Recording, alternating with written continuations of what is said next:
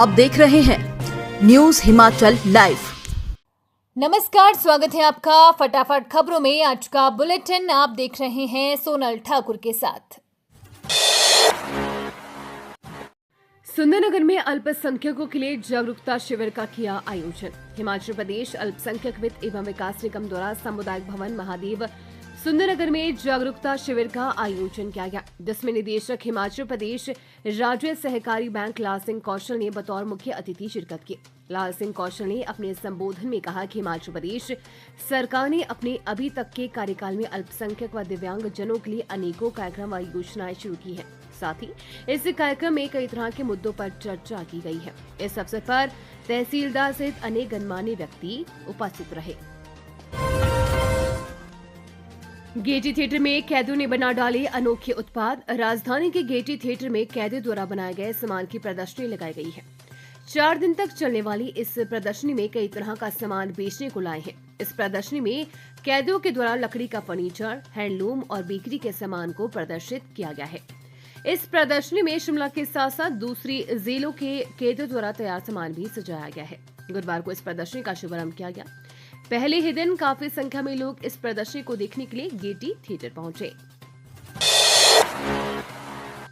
राज्यों की स्वायत्तता को खत्म कर देगा यूजीसी का नया ड्राफ्ट। शिक्षा मंत्री विश्वविद्यालयों और कॉलेजों में कुलपति, शिक्षकों और शैक्षणिक कर्मचारियों की नियुक्ति पर यूजीसी नियमों के मसौदे को संविधान विरोधी करार दिया है।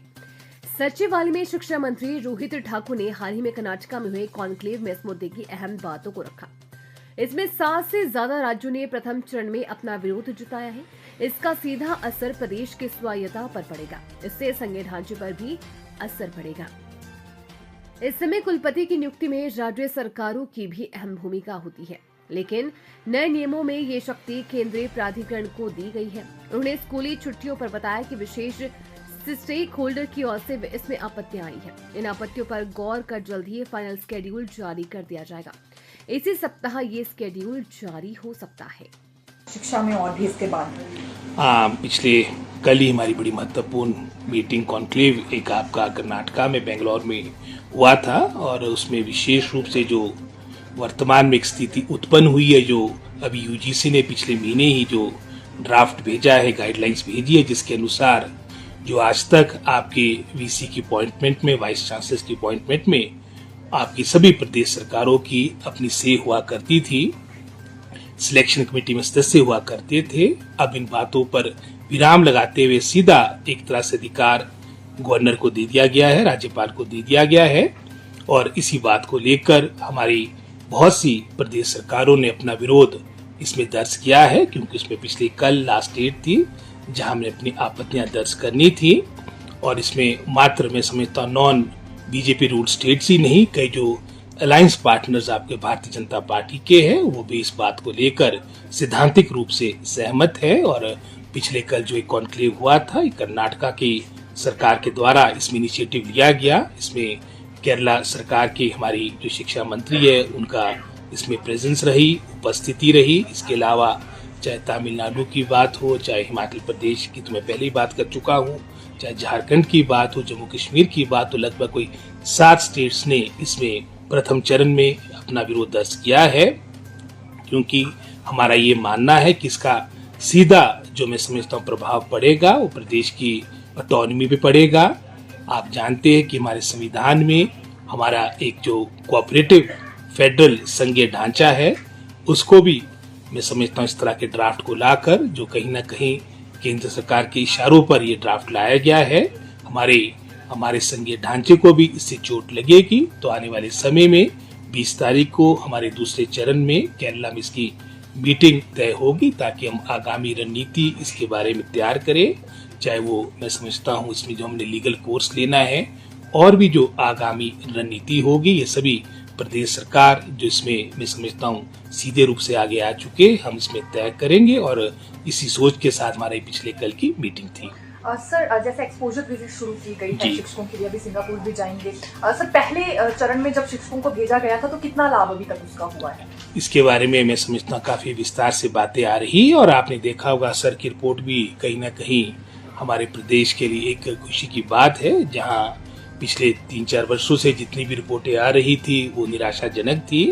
तो ये काफ़ी वर्षों के बाद हमारी असर की रिपोर्ट, एक पॉजिटिव रिपोर्ट आई है और मुझे पूर्ण आशा है कि हमारी जो भविष्य में भी जो हम कदम उठाएंगे, जो विशेष रूप से हमारी शिक्षा व्यवस्था को और कंसोलिडेट, स्ट्रेंथन करने के लिए जो हम कदम उठाएंगे, उसके सार्थक परिणाम आपको देखने को मिलेंगे। सर, स्कूल की छुट्टियों को लेकर डिसाइड हुआ था कि फिक्स्ड और फ्लेक्सिबल 2 कैटेगरीज में डिवाइड होंगी। 1 महीने का तकरीबन समय अभी दिया जाएगा। ये दिसंबर में फाइनल हुआ था और उसके बाद आपत्तियां मांगी गई थी। सर, क्या कुछ ऐसा बदलाव? आपत्तियां इसमें आ चुकी है और शीघ्र मैं समझता हूँ इसी हफ्ते के अंदर हम इसकी मैं समझता हूँ ऑर्डर निकाल देंगे और जो आपत्तियां आई है उसमें अपने विवेक के साथ उसमें डिपार्टमेंट निर्णय लेगा और एक अच्छा मैं समझता हूँ सिस्टम बनेगा, क्योंकि आप जानते ही है कि हमारे प्रदेश में भी अपने, अगर आप प्रकृति की बात करें, जैसे उदाहरण के तौर पे हमारी जुलाई अगस्त की बात आती है, उस वक्त बारिश प्रारंभ होती है और विशेषकर जो हमारे मैदानी क्षेत्र, अगर ऊना की बात करें, वहाँ आपकी गर्मी आपकी अधिकतम स्तर पे पहुंच जाती है। तो कुछ हमने स्थानीय स्तर पर भी निर्णय छोड़े हैं कि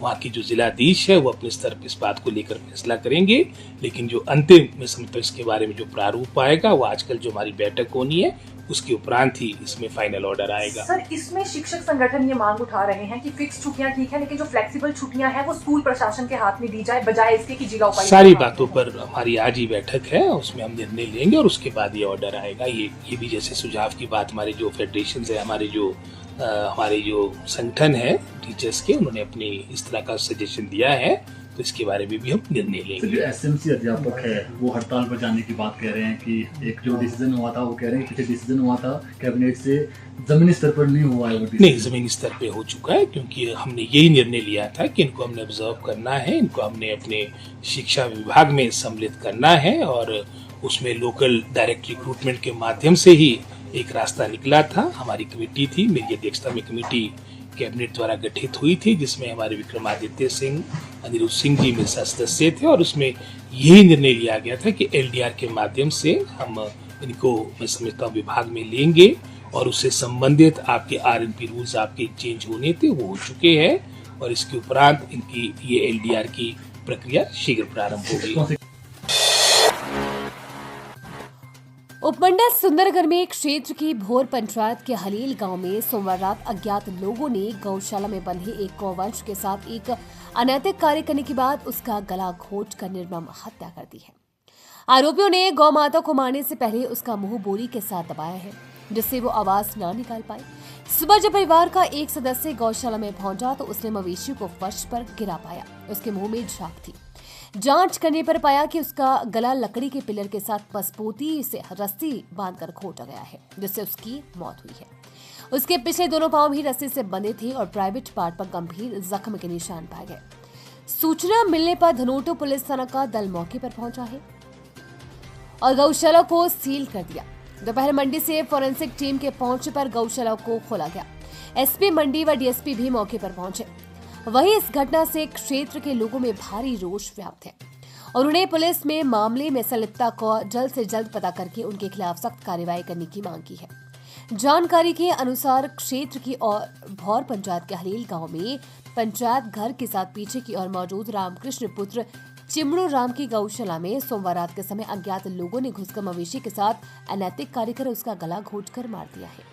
सुबह रामकृष्ण का बेटा तरुण कुमार जब गौशाला में पहुंचा तो उसने गाय को फर्श पर लेटा पाया और मुंह से झाग निकली हुई थी। इसके बाद जब वो पास गया तो देखा कि उसका गला किसी ने लकड़ी के पिलर के साथ रस्सी से मजबूती से बांधकर खोल दिया है। इस घटना के बारे में तरुण ने घर के अन्य सदस्यों को बताया तो उन्होंने मौके पर पहुंचे और कुछ ग्रामीण भी आवाज सुनकर आए। वो मौके पर पाए कि मवेशी के साथ किसी ने अनैतिक कार्य किया है।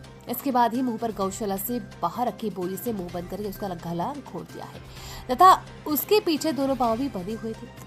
बताया गया है कि मवेशी को करीब रात 8 बजे गौशाला में बांधा गया था और रोजाना की तरह बाहर केवल कुंडी ही लगाई जाती थी। पुलिस मामले के हर पहलू को ध्यान में रखकर जांच को अमल में ला रही है। शिमला में छात्रा ने फांसी लगाकर की आत्महत्या, मौके पर नहीं मिला सुसाइड नोट, पुलिस जांच में जुटी। राजधानी शिमला के मेहली क्षेत्र में एक छात्रा ने फांसी लगाकर आत्महत्या कर ली। मृतक छात्रा अपनी बहन के साथ मेहली स्थित अपने आवास में रह रही थी। मृतक छात्रा अभी पढ़ाई कर रही थी। पुलिस से मिली जानकारी के अनुसार मंगलवार रात मृतका अपनी बहन के साथ घर में थी, जबकि उनकी मां किसी पारिवारिक शादी में दिल्ली गई हुई थी। बताया जा रहा है कि वह दिन भर से कुछ परेशान थी, लेकिन उसने इस बारे में किसी से कुछ नहीं कहा। रात करीब 10 बजे वो अपनी बालकनी में टहल रही थी। थोड़ी देर बाद जब उसकी बहन ने उसी कमरे में आवाज लगाई तो कोई जवाब नहीं मिला। इसके बाद जब बहन बालकनी की ओर गई तो देखा कि लोहे के एंगल से स्टॉल का फंदा लगाकर उसकी बहन ने जान दे दी है। बहन ने तुरंत अपनी मां को फोन कर घटना की जानकारी दी। कुछ ही देर में मौसी और अन्य रिश्तेदार भी मौके पर पहुंचे और युवती के शव को नीचे उतारा, परंतु तब तक उसकी मौत हो चुकी थी। इसके बाद पुलिस को सूचना दी गई। वहीं पुलिस ने शव को कब्जे में लेकर जांच शुरू कर दी है। प्रारंभिक जांच में कोई सुसाइड नोट नहीं बरामद हुआ है, जिससे आत्महत्या के कारणों का पता नहीं चल सका है। पुलिस विभिन्न पहलुओं से मामले की छानबीन कर रही है। शिमला पुलिस ने शव का पोस्टमार्टम के लिए एजेंसी भेज दिया है। रिपोर्ट आने के बाद ही मौत के सही कारणों का पता चल सकेगा। छोटा शिमला पुलिस द्वारा जांच की जा रही है। न्यूज हिमाचल लाइव का ये फटाफट बुलेटिन आपको कैसा लगा, हमारे कमेंट बॉक्स में कमेंट करके जरूर बताएं। साथ ही पेज को फॉलो और सब्सक्राइब करना बिल्कुल ना भूलें। धन्यवाद।